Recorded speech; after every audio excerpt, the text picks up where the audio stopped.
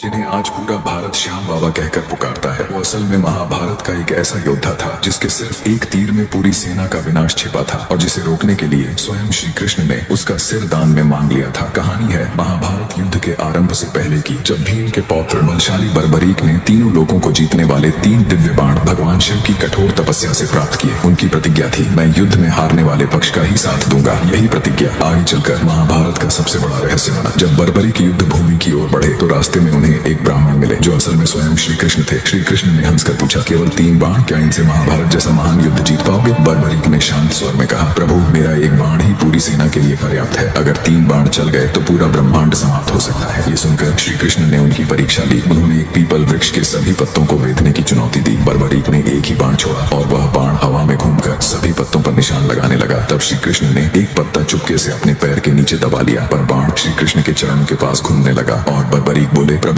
अपने पैर उठा लीजिए, अन्यथा आपको चोट लग जाएगी। अब श्री कृष्ण सब समझ गए। वे जान गए कि अगर ये महाशक्तिशाली योद्धा हारने वाले पक्ष की तरफ से लड़ेगा तो महाभारत का परिणाम ही बदल जाएगा। तभी उन्होंने कहा, विजेता का निर्णय तुम करोगे, ऐसा नहीं हो सकता। मैं तुमसे दान मांगता हूँ, तुम्हारा शीश। बर्बरीक मुस्कुराए और बिना एक क्षण देर किए अपना सिर श्री कृष्ण के चरणों में अर्पित कर दिया। उन्होंने बस एक अंतिम इच्छा मांगी, प्रभु मैं महाभारत का पूरा युद्ध अपने कटे हुए शीश से देखना चाहता हूँ। श्री कृष्ण ने उनकी इच्छा पूरी की। एक ऊंची पहाड़ी पर उनका शीश रखा गया और वहीं से उन्होंने पूरा युद्ध देखा। युद्ध के बाद जब पांडव आपस में लड़ने लगे कि विजय का श्रेय किसे मिले, तब बर्बरीक के सिर ने उत्तर दिया, विजय केवल श्री कृष्ण की लीला का परिणाम है। ये सुन श्री कृष्ण प्रसन्न हुए और बर्बरीक को आशीर्वाद दिया कि कलयुग में तुम श्याम नाम से पूजे जाओगे और मेरी कृपा सदा तुम्हारे भक्तों पर बनी रहेगी। आज जिसे दुनिया खाटू श्याम जी कहकर पुकारती है, वो वही बर्बरीक है जिन्होंने अपना जीवन नहीं, अपना शीश दान में दिया था। इसी बलिदान के कारण उन्हें कहा जाता है हारे का सहारा खाटू श्याम।